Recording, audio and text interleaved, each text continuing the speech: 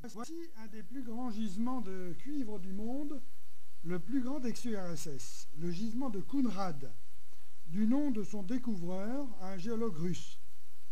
Le gisement est exploité à ciel ouvert et alimente le complexe métallurgique de la fonderie et de la raffinerie de cuivre de Balkach, qui furent construits spécialement pour valoriser cette ressource.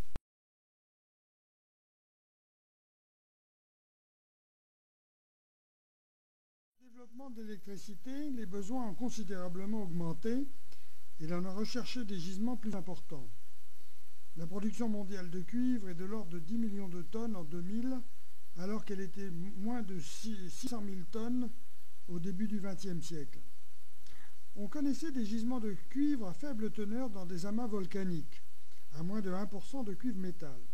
Le cuivre se présente sous la forme de petits grains de sulfure de cuivre, disséminés dans la masse des minéraux présents dans la lave et remontés à la surface.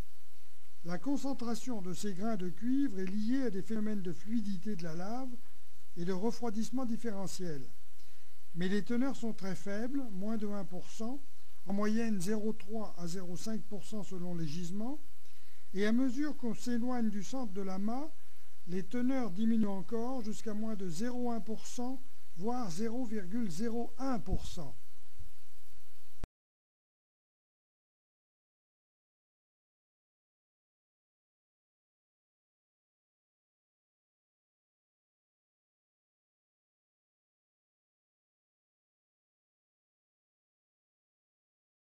La minière consiste à localiser les zones où les teneurs sont assez élevées pour justifier une exploitation économique avec les technologies du moment. En général, le gisement se présente sous la forme d'un amas, sorte de grosse patate qui s'étend en surface et en profondeur.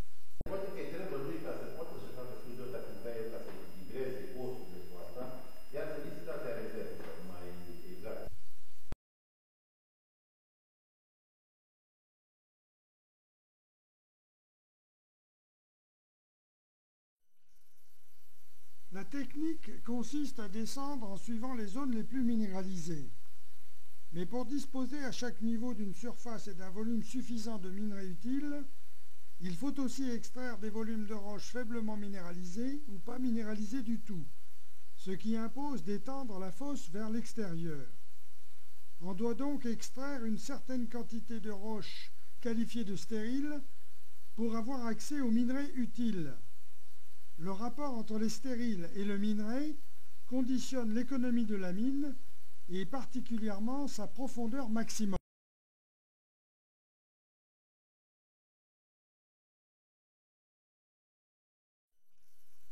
Dans le cas de Kounrad, la profondeur maximum serait de 450 mètres sous la surface, alors qu'actuellement on est à 250 mètres. Cela donne une idée des dimensions finales de la fosse en fin d'exploitation. En fait, les Russes n'avaient pas de critères économiques, de sorte que cette profondeur maximum est certainement trop élevée. Mais les études n'ont pas été faites.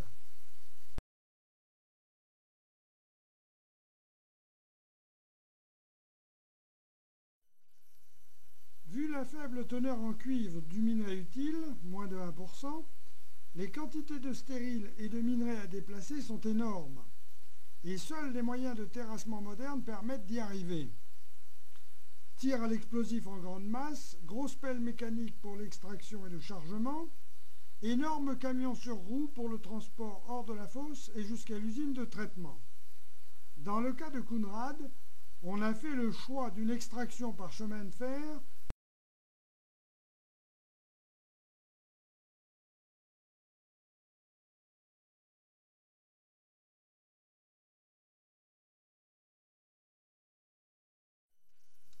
La capacité du complexe métallurgique est de 50 000 tonnes de cuivre raffiné par an.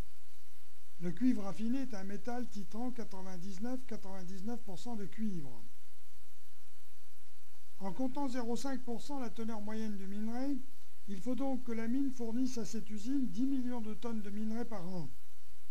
Comme pour produire une tonne de minerai, il faut aussi produire 2 tonnes de stériles, il faut aussi extraire 20 millions de tonnes de stériles, ce qui fait donc 30 millions de tonnes au total. Avec une densité de 2,5 tonnes par mètre cube, cela fait 12 millions de mètres cubes à extraire. En fait, à cause de la vétusté des équipements, du manque d'entretien et de pièces de rechange et de débouchés, l'usine ne produisait en 1995 que 35 000 tonnes de cuivre par an, ce qui diminuait donc les quantités.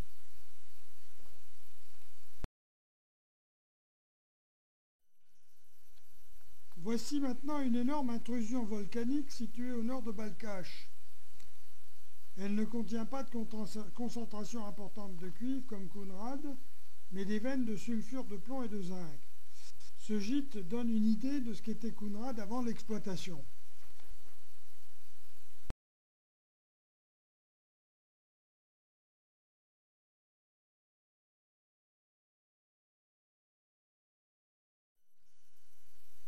Voici une petite veine de sulfure de plomb et de zinc qui s'étend assez loin à travers le gîte.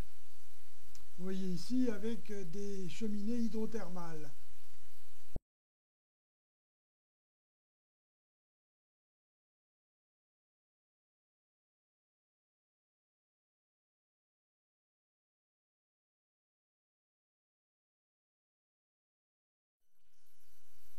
Voici une coupe verticale du gisement de cuivre disséminé de Rossiapoieni près de Deva en Roumanie. C'est une coupe située au milieu du gîte. Les différentes couleurs représentent les teneurs moyennes de cuivre. Brun plus de 1%, rouge de 0,3 à 1%, vert de 0,1 à 0,3% et bleu moins de 0,1%. On voit aussi les configurations de la fosse au fur et à mesure de l'approfondissement, ce qui permet de calculer les quantités de minerais de stériles, vert et bleu, et les teneurs de minerais utiles.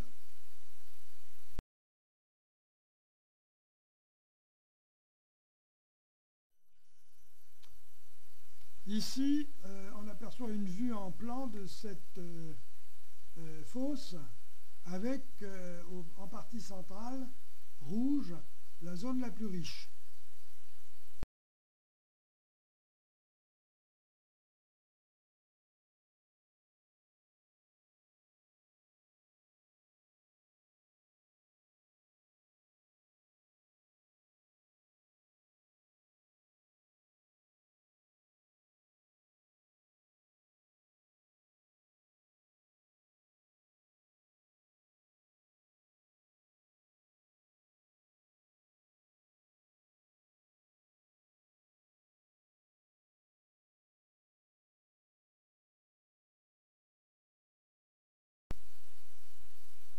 Là, on voit l'exploitation de la fosse de Rossiapoieni en plein hiver, avec les gros engins, une grosse pelle ici.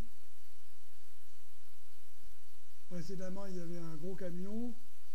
Ça, c'est un engin de foration et de tir. Et ici, on voit les gradins, qui sont principalement des gradins de stériles, et qui, en s'étendant vers l'extérieur, vont permettre d'approfondir davantage la fosse pour récupérer le minerai utile qui se trouve au centre de la carotte ou de la patate.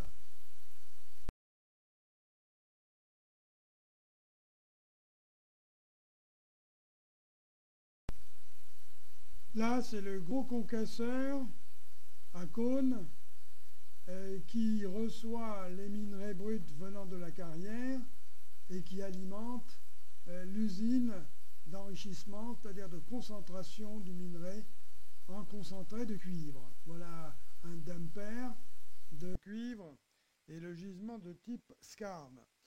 Il résulte du contact métamorphique entre un magma d'origine éruptive en fusion avec une roche en place généralement sédimentaire. Au contact du magma en fusion se produit une concentration des minéraux, ce qui donne des concentrations utiles pour l'exploitation minière. Les épaisseurs sont en général de... Alors l'épaisseur peut varier de 1,50 m à 5 mètres et les teneurs être de 3,5 à 5% de cuivre.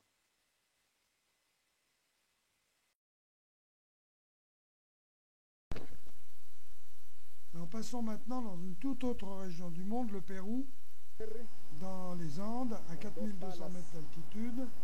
Il s'agit du gisement de Tintaya, un gisement de cuivre à teneur plus élevée, car il s'agit de skarn, c'est-à-dire de roches altérées par contact du volcanisme.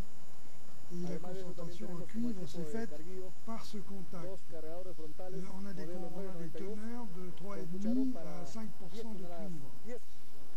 Et on voit ici que la méthode d'exploitation est tout à fait analogue à celle de Conrad, sauf que l'extraction se fait par les camions, gros camions de 200 tonnes, qui vont transporter le minerai de la mine au concentrateur, c'est-à-dire à l'usine où se fait la concentration du minerai de 3,5-5% de cuivre à 30%, voire 33%.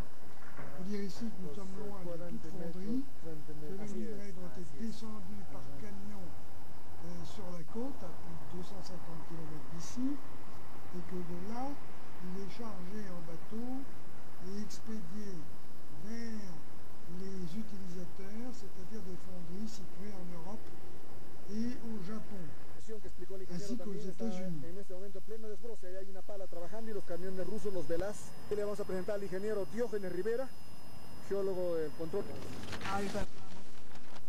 Ici, le projet d'extension de l'exploitation est de passer en souterrain, car la profondeur atteinte est déjà trop importante et grève les coûts et l'économie du projet. On voit effectivement qu'on est loin de la situation qu'on envisageait à Conrad, où les études d'approfondissement liées à... Ici, ce sont des échantillons des roches encaissantes qui sont encore riches en cuivre, de l'ordre de 1,5%. Et ici, dans la mama, le skarn avec la calcopyrite très lourde, qui contient du cuivre à beaucoup plus forte teneur.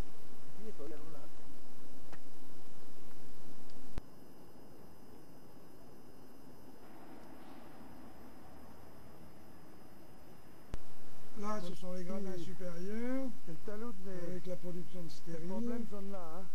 Et les problèmes de la fosse, effectivement, sont ici. Et